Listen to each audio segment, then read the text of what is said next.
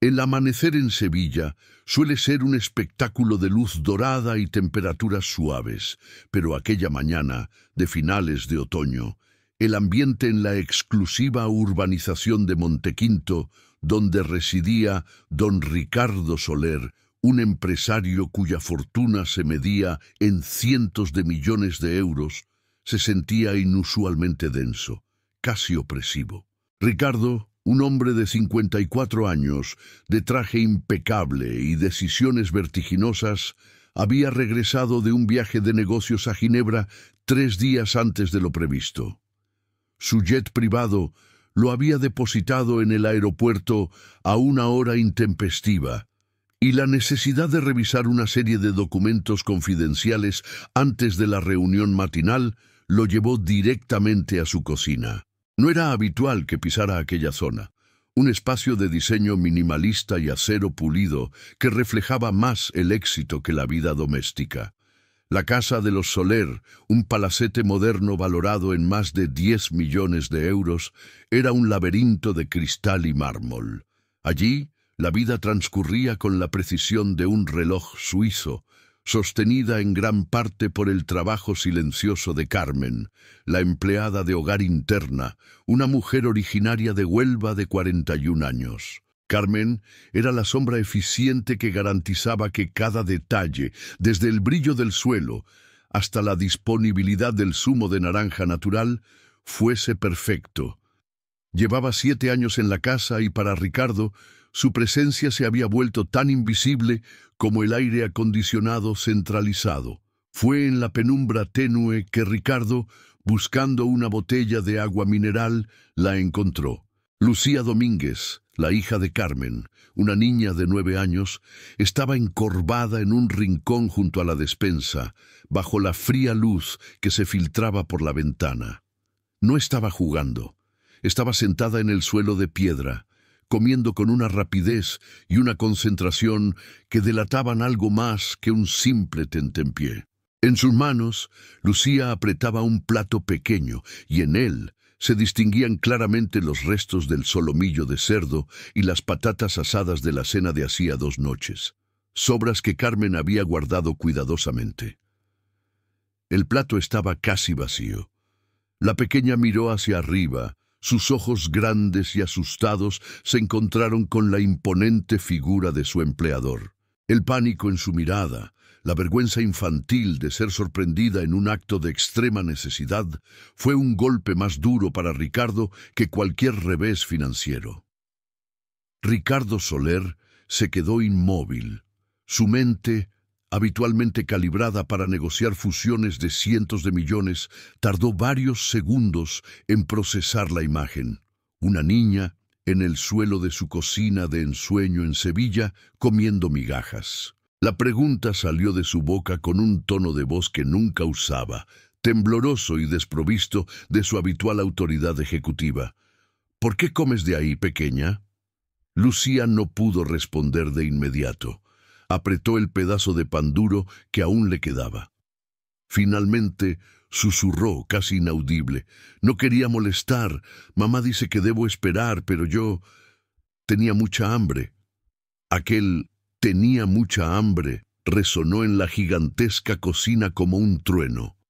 Ricardo recordó de pronto la legislación española que protegía a la infancia y sus derechos fundamentales, incluso el derecho a una nutrición adecuada, algo que la Ley Orgánica de Protección Integral a la Infancia y la Adolescencia prioriza. Se dio cuenta de que bajo su propio techo estaba fallando en el principio más básico de humanidad. Lucía, por su parte, intentó levantarse rápidamente, como si esperara un castigo fulminante, una regañina por haber profanado un espacio invisiblemente vedado para ella. Pero Ricardo, superando su rigidez natural, se agachó. «No, no te levantes. Termina», le dijo con una calma forzada. Y luego, con un nudo en la garganta, preguntó la pregunta crucial: «¿Esto es siempre así?». La respuesta de Lucía fue la estocada final, la pura e innegable verdad que solo la inocencia infantil puede articular. A veces mamá se salta la comida para que yo coma, y yo no quería decir nada. Ricardo sintió que el contraste entre su vida y la de Carmen y Lucía era un insulto moral. Él vivía rodeado de lujos excesivos, coches de alta gama, obras de arte, una bodega climatizada, mientras que su empleada, una pieza clave en el funcionamiento de su hogar, estaba sacrificando su propia salud para alimentar a su hija. Esto no era solo una cuestión de caridad, sino de deber legal y ético.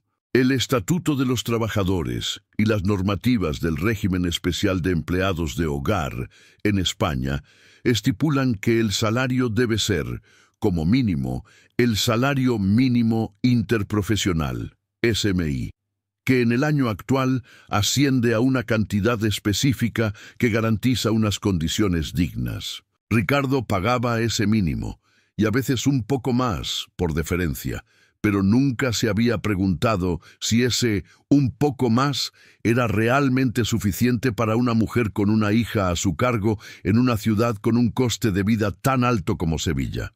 Su cumplimiento de la ley era de la letra pequeña, no del espíritu de justicia social que la normativa laboral española busca promover. Se retiró unos pasos hacia la gran ventana panorámica, mirando hacia los jardines inmaculados, sintiendo cómo cada seto perfectamente podado, cada rayo de sol sobre la piscina de agua turquesa, lo acusaba de ceguera intencionada. Clara Soler, su propia hija, también de 9 años, nunca había conocido una sola hora de hambre. La comparación le quemó por dentro. Clara había llorado el día anterior porque su tablet de última generación se había averiado y no podía ver su serie favorita. Lucía, a pocos metros de allí, estaba comiendo sobras por necesidad. Esta revelación impactante lo desarmó, transformando su ira de empresario implacable en una profunda vergüenza personal. En ese momento de introspección forzosa, se produjo el plot twist que cambiaría la narrativa de la familia Soler para siempre. Ricardo se dio cuenta de que como empleador tenía la responsabilidad estricta, un concepto legal aplicable a la seguridad y salud en el trabajo, pero que él aplicó a la ética financiera y personal. No solo de pagar el mínimo, sino de garantizar el bienestar financiero de sus empleados, especialmente cuando vivían bajo su techo. El sueldo de Carmen, al ser una empleada interna, incluía el alojamiento, pero la situación de su hija revelaba que las deducciones o el salario base eran insuficientes para cubrir una vida digna. La ley, aunque cumplida en el papel, había sido pervertida por su propia indiferencia. Antes de que pudiera volver a hablar, la puerta de servicio se abrió con el sonido familiar de la llegada de la rutina.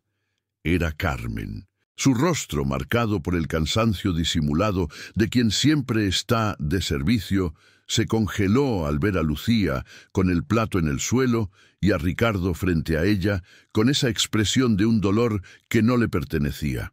La empleada, consumida por el miedo, dejó caer la bolsa de la compra.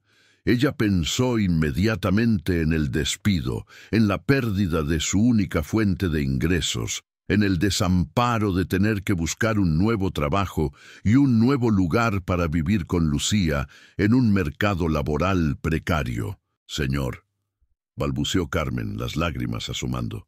«Lo siento, yo le dije que esperara. Íbamos a desayunar en 20 minutos, después de terminar la limpieza de la sala de estar. No he sido capaz de controlar el hambre de mi hija, es culpa mía». El silencio que siguió fue interminable, un castigo mudo para la empleada. Ella se encogió, convencida de que su vida laboral y la estabilidad de su hija acababan de cesar. Pero Ricardo, en lugar de blandir la autoridad que lo había caracterizado toda su vida, tomó la decisión que lo redimiría. Era una solución con visión de futuro, coherente y sostenible, no solo un cheque. Miró a Carmen, quien esperaba la sentencia de su despido, y luego a Lucía. Su voz, ahora firme, ya no por la autoridad, sino por la convicción, fue una declaración de intenciones. Carmen, Lucía no tiene por qué pasar hambre en esta casa. Nadie debería pasar hambre en mi casa. Esto no vuelve a repetirse. El no vuelve a repetirse no era una amenaza, sino un pacto. Ricardo se acercó a Lucía, la levantó con una ternura que no sabía que poseía y la abrazó. Un gesto de un magnate español abrazando a la hija de su empleada. En ese instante, en esa cocina de Sevilla, se selló un compromiso. La revelación impactante para Carmen fue que Ricardo no la iba a despedir, lo que habría sido legalmente complejo, ya que el despido en España requiere causas justificadas y preaviso, pero posible con indemnización, sino a ascenderla. Ricardo la miró, y con el tono de un director de recursos humanos que por fin veía a un ser humano y no a un coste, le explicó su primer plan coherente. Carmen, a partir de hoy, usted tendrá un nuevo contrato. Un contrato donde su sueldo será 250 euros por encima del SMI para asegurar su bienestar financiero, como dicta la mejor ética empresarial en España. Además, voy a garantizar que Lucía sea vista no como una invitada, sino como parte de la familia extendida de esta casa, en el espíritu del buen trato que exige la ley de protección del menor. Primera medida: Lucía se sentará a la mesa, todas las comidas, con mi hija, Clara. Se acabó el comer a escondidas. El rostro de Carmen pasó del miedo al desconcierto y finalmente a una gratitud abrumadora. La niña, Lucía, todavía en brazos de Ricardo, apoyó su mejilla contra el hombro del millonario, un gesto puro que derritió la última capa de dureza en su alma. Este momento no solo significó comida para la niña, sino el reconocimiento de su dignidad para la madre, una solución a largo plazo que trascendía la simple caridad y se alineaba con los más altos estándares éticos y sociales que una gran fortuna debería promover en España. Ricardo, el hombre de negocios, estaba a punto de convertirse en el hombre de bien que la sociedad sevillana y su propia conciencia necesitaba. Este fue solo el comienzo de la transformación, la prueba de que un encuentro fortuito podía cambiar el rumbo de 3 vidas y redefinir el significado de la verdadera riqueza. El juramento de don Ricardo Soler resonó en la gran cocina, no como una promesa vacía de millonario, sino con la firmeza de un hombre que acababa de redescubrir su brújula moral. Carmen, todavía en shock, tardó varios segundos en asimilar la cascada de información que le llegaba. Un aumento salarial que superaba el salario mínimo interprofesional, SMI, en 250 euros, el fin del secretismo sobre la comida y, lo más importante, la inclusión de Lucía a la mesa familiar. Lucía, a salvo en los brazos de Ricardo, observaba la escena con la curiosidad de quien presencia un milagro cotidiano. El silencio se rompió cuando Ricardo, con Lucía aún en su regazo, miró a Carmen y profundizó en su compromiso. «Carmen», dijo, con una calma que desarmaba, «usted ha sido la columna vertebral de esta casa durante 7 años. Su lealtad no se paga solo con el mínimo legal, se paga con dignidad. Este cambio en su contrato y en la vida de Lucía es solo el primer paso. Quiero que comprenda que mi responsabilidad como su empleador va más allá del cheque mensual». Ricardo la guió hacia la sala contigua, un despacho con vistas a la piscina, donde las paredes estaban tapizadas con libros de economía y derecho. Le explicó, con el mismo rigor que usaría en una junta de accionistas, la nueva estructura. Le habló sobre la ley de protección de la infancia en España, sobre cómo un hogar, incluso uno privado, tiene la obligación moral de velar por el bienestar físico y emocional de los menores que residen en él, y cómo él había fallado en ese cometido por su negligencia. Luego se centró en la ley de empleo del hogar, destacando que, si bien él cumplía con las cotizaciones y el alta, el espíritu de la ley se había roto al permitir que una empleada tuviera que autoprivarse de alimentos. Para solucionar esto de manera coherente y legal, le propuso una modificación contractual de su categoría, buscando una que reflejara mejor su experiencia y años de servicio, lo que automáticamente elevaría su salario base más allá de la subida acordada, asegurando así una base sólida de cotización para su futura jubilación, un detalle crucial en la ley laboral española. La verdadera revelación impactante para Carmen llegó cuando Ricardo habló sobre su futuro profesional. Carmen, usted me mencionó hace 3 años que tuvo que dejar sus estudios de administración para poder trabajar y mantener a Lucía. Quiero que retome esos estudios. Le ofrezco reducir su jornada de trabajo de 40 a 30 horas semanales, manteniendo su nuevo salario elevado para que tenga el tiempo y la energía para dedicarse a su formación. Contrataremos a una persona adicional, una empleada externa por 10 horas a la semana para cubrir esa diferencia. Yo asumiré el 100% de los costes de su matrícula y material. Carmen se desplomó en la silla, incapaz de contener el llanto. No era un llanto de tristeza, sino de la liberación de una carga que había arrastrado por más de una década. Nunca nadie, ni siquiera su propia familia, había validado sus sueños de esa manera.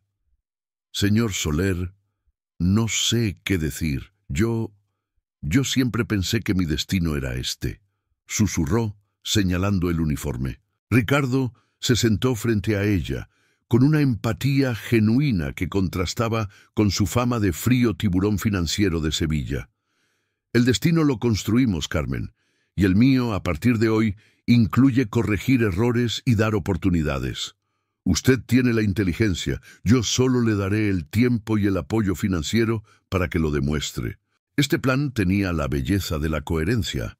No era un cheque de caridad, sino una inversión en capital humano, totalmente alineada con las políticas de fomento de la formación y el autoempleo en España. Además, la reducción de jornada y la contratación de una segunda persona para el hogar aseguraban que Carmen no estuviera sobrecargada, atacando directamente el problema del bienestar físico y mental en el trabajo, que la Ley de Prevención de Riesgos Laborales también aplica indirectamente al ámbito doméstico.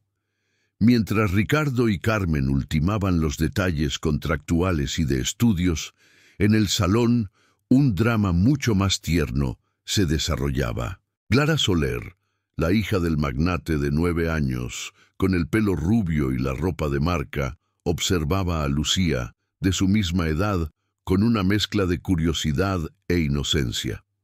Clara, que estaba acostumbrada a los juegos virtuales, la televisión y la supervisión de un au pair que acababa de cesar su contrato, no entendía del todo la dinámica de la casa. Sabía que Lucía vivía allí, pero rara vez la veía fuera del horario escolar. Lucía, todavía conmovida, jugaba tímidamente con un pequeño coche de juguete en el suelo. Clara se acercó con cautela. «Hola, Lucía, ¿qué juegas? ¿Es tu coche favorito?», preguntó Clara. Lucía sonrió por primera vez en la mañana. «Es el coche que mi mamá me regaló en mi cumpleaños. Es un coche de carreras rojo». Clara se sentó a su lado y, sin meditarlo ni un segundo, empujó un camión de bomberos de lujo, de fabricación alemana, hacia Lucía. «Mira, podemos hacer una carrera». «El tuyo es más rápido que el mío», dijo Clara, aceptando de inmediato la superioridad del coche rojo de Lucía sobre su propio juguete, mucho más caro y sofisticado, pero quizás menos amado. La escena fue interrumpida por la salida de Ricardo y Carmen del despacho. Ricardo había llamado de inmediato a su abogado laboralista para iniciar el proceso de modificación contractual y de contratación de la nueva empleada. Al ver a las 2 niñas jugando juntas, una al lado de la otra, el corazón de Ricardo se expandió con un orgullo que nunca le habían dado sus éxitos empresariales. Esa noche, la cena fue un evento transformador. Lucía y Clara estaban sentadas codo con codo en la inmensa mesa de caoba, una mesa donde antes solo se discutían negocios y las vacaciones de lujo. Carmen, por primera vez, se sentó a una pequeña mesa auxiliar dentro de la cocina, ya que aún se sentía incómoda al nivel de los patrones, pero comiendo un plato completo de comida recién hecha y sin el temor de ser juzgada. Ricardo insistió en que ella se uniera a la mesa principal, pero Carmen, con humildad, pidió un poco más de tiempo para acostumbrarse a ese profundo cambio de rol. Durante la cena, Clara, con la naturalidad de la infancia, le preguntó a Lucía sobre su escuela, y Lucía, animada por su nueva amiga, le habló de los juegos en el patio. Ricardo y Carmen se miraron. En ese intercambio de información tan simple, Ricardo tuvo otra revelación impactante. Su hija Clara, a pesar de tener todo el confort material, tenía una carencia fundamental: la falta de una interacción genuina con niños de otros entornos. La relación con Lucía no solo beneficiaría a la hija de Carmen, enriquecería enormemente la vida de Clara. En las semanas siguientes, el plan de Ricardo se implementó con una eficiencia militar. El abogado, don Javier Pérez, se aseguró de que el nuevo contrato de Carmen no solo cumpliera con el SMI incrementado, sino que especificara las horas de estudio semanales como parte de su jornada laboral, un ejemplo de buena praxis laboral que pronto sería comentado en los círculos empresariales de Sevilla. Se contrató a doña Isabel Gómez como empleada externa por 10 horas para tareas de apoyo. Isabel, una mujer jubilada que buscaba un complemento a su pensión, era una persona experimentada y discreta, lo que aseguró una transición suave en las dinámicas de la casa. Carmen comenzó sus clases de administración y finanzas en una escuela de negocios. Al principio le costó mucho. Sus largas jornadas de trabajo la habían alejado de los libros durante 12 años y sentía que su mente estaba oxidada. Una tarde, al verla frustrada con un problema de contabilidad, Ricardo entró al despacho. En un gesto de mentoría que nadie hubiera esperado del frío empresario, se sentó a su lado y le explicó con paciencia los conceptos básicos del debe y el haber. Este fue un plot twist de la relación, pasando de ser un jefe distante a ser un mentor y protector. Este apoyo académico no solo elevó las notas de Carmen, sino que reforzó su autoestima, convenciéndola de que sus sueños eran alcanzables. Un incidente marcó la consolidación de la amistad entre las niñas. Una tarde, durante una tormenta especialmente fuerte en Sevilla, la electricidad de la casa se cortó. Clara, que temía a la oscuridad, comenzó a llorar asustada.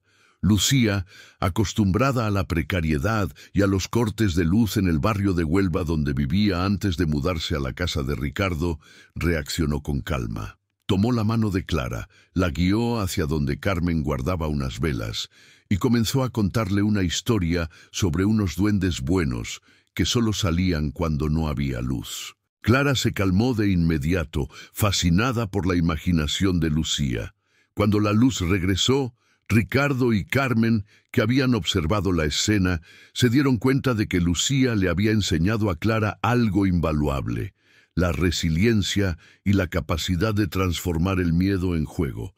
Ricardo, inspirado por el crecimiento de Carmen y el vínculo entre las niñas, decidió expandir su compromiso. Una nueva revelación impactante le llegó durante una reunión de su holding, en la que se discutía la inversión en un complejo turístico de lujo en la costa andaluza.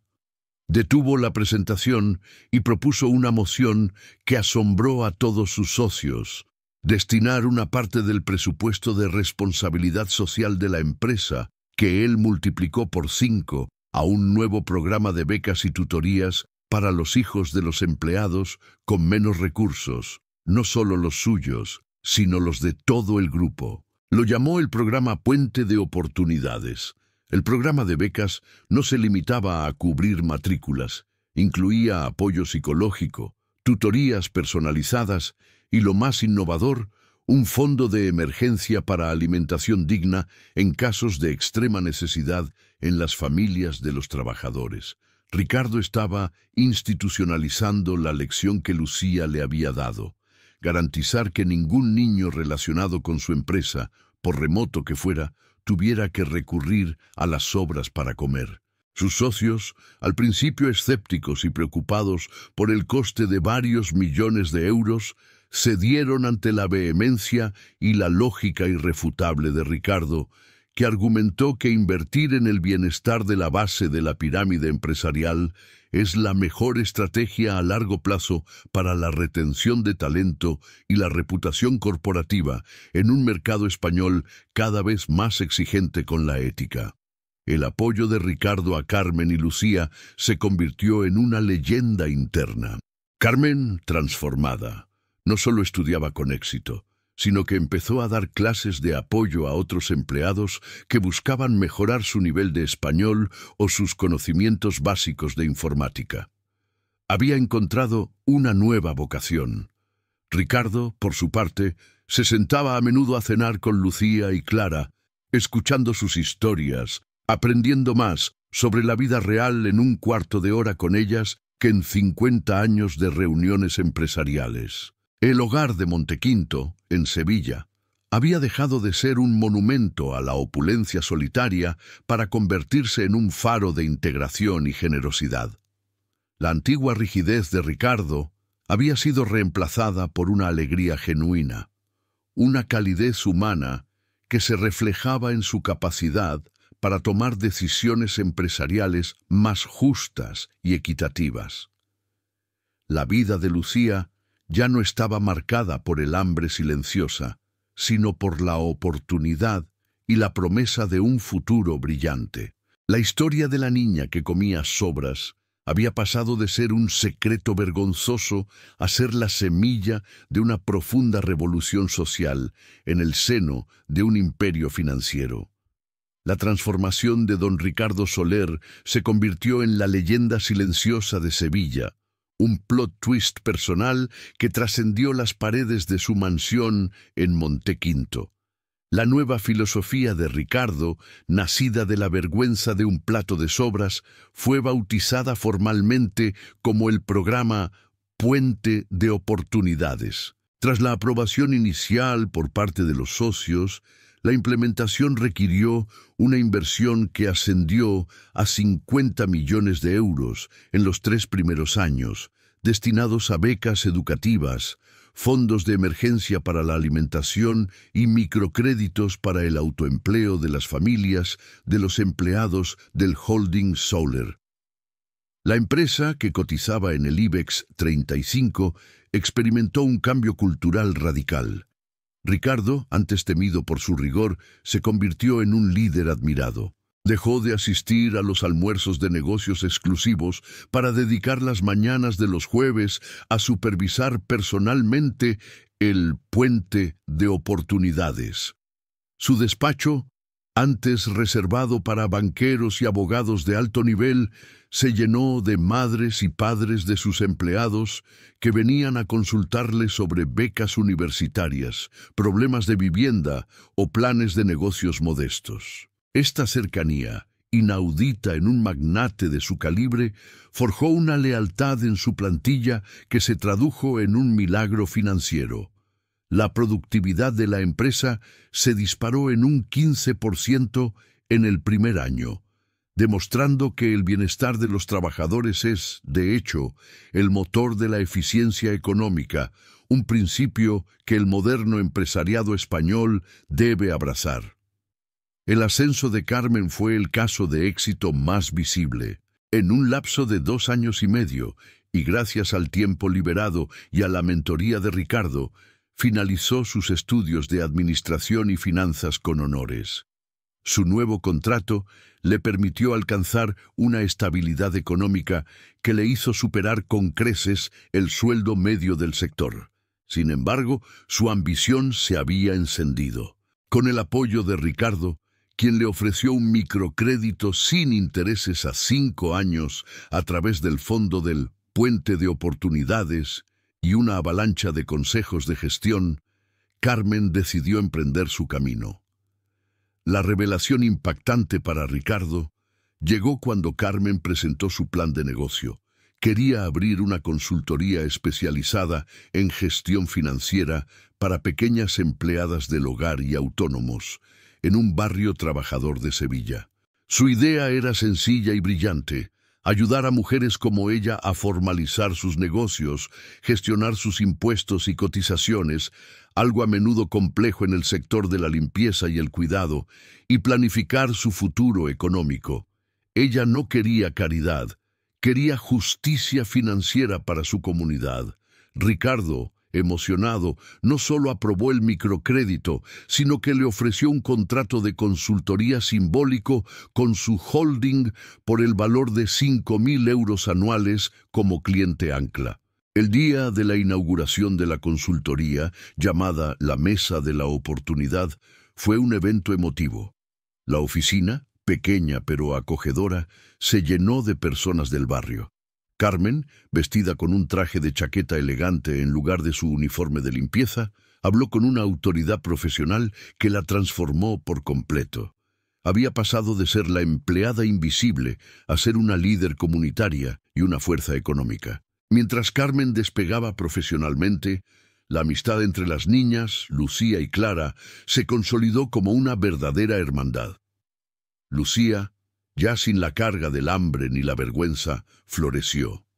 Sus notas en el colegio mejoraron dramáticamente, reflejando su capacidad natural.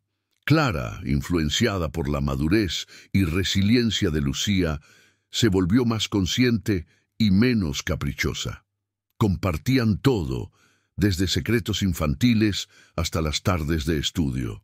Un acontecimiento marcó el punto más alto de esta unión: el colegio concertado y elitista al que asistía Clara y al que Ricardo había matriculado a Lucía gracias a una beca especial que creó. Organizó un concurso de oratoria sobre justicia social. Clara y Lucía decidieron participar juntas. Su discurso, titulado La riqueza que se comparte, fue la narración, velada y sutil, de la propia historia de sus familias. Lucía habló de la dignidad y del valor de un trabajo honesto, mientras que Clara habló de la responsabilidad de quien tiene mucho y de cómo la generosidad es una inversión con el retorno más alto. Ganaron el primer premio, no solo por su elocuencia, sino porque su mensaje era milagrosamente auténtico. El impacto del cambio de Ricardo en la sociedad sevillana fue tal que en el transcurso de 4 años fue propuesto y finalmente elegido para presidir la Cámara de Comercio de Sevilla, no por su poder económico, sino por su ejemplo ético. Desde esta plataforma impulsó la cláusula Soler, una política a nivel regional que alentaba a las grandes empresas a invertir en el bienestar educativo y financiero de los hijos de sus empleados con menores ingresos, superando en un 100% los mínimos legales. Era la institucionalización del puente de oportunidades. La historia termina 20 años después. Don Ricardo Soler, ya un anciano venerable de 74 años, se sienta en la terraza de su casa en Montequinto, que ahora se siente más como un hogar que como una mansión. Acaba de recibir una noticia que le llena de alegría.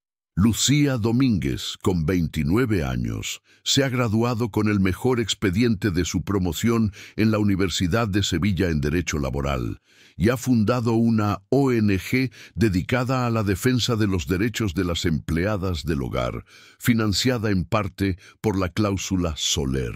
Lucía, al graduarse, había recibido ofertas de los despachos más prestigiosos de Madrid y Barcelona, pero su compromiso con su comunidad de origen en Sevilla era inquebrantable.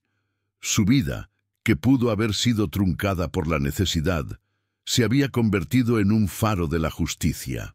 Por su parte, Clara Soler, con 29 años, es una reconocida arquitecta urbanista que utiliza su talento para diseñar viviendas sociales dignas y sostenibles en barrios desfavorecidos de Andalucía, colaborando a menudo con la ONG de Lucía. Ambas son inseparables. Dos mujeres jóvenes que lideran el cambio social en Sevilla. Un milagro de la hermandad que nació entre un plato de sobras y una tablet averiada. Carmen, con 61 años, es una empresaria de éxito. La Mesa de la Oportunidad ha crecido y ahora es una cooperativa que emplea a 8 mujeres. Ha sido invitada por el gobierno de Andalucía a dar charlas sobre emprendimiento social. Ella ya no tiene que trabajar para nadie. Trabaja para sí misma y para su comunidad, pero mantiene un almuerzo sagrado con Ricardo una vez al mes. En esos encuentros nunca hablan de negocios, solo de la vida. En su última cena, Ricardo le repite a Carmen la frase que se ha convertido en su mantra: el verdadero poder no está en lo que acumulas, sino en lo que compartes, y el mayor de los milagros es ver que una niña que pasó hambre se convierta en la defensora de un futuro mejor. Carmen, con una sonrisa serena, le responde que ese milagro, don Ricardo, no fue obra de la suerte, sino de un hombre que tuvo la humildad de permitir que una niña pequeña le enseñara el verdadero significado de la vida. La historia del millonario que encontró a la hija de su empleada comiendo sobras se convierte así en la historia de una redención colectiva, un final feliz donde la riqueza se transforma en bienestar y el hambre en una inagotable fuente de esperanza y oportunidad para toda una ciudad. La vida, a veces, sabe dar giros espectaculares y constructivos, demostrando que la mejor solución siempre es la que incluye a todos. Muchísimas gracias por haberte quedado hasta el final de esta historia. Si te ha gustado, no olvides suscribirte al canal y dejarnos un me gusta. Es la mejor forma de ayudarnos a seguir creciendo. Además, déjanos un comentario contándonos desde qué ciudad nos has visto. Nos encanta leer dónde llegan nuestras historias. Un saludo muy fuerte y nos vemos en el próximo video.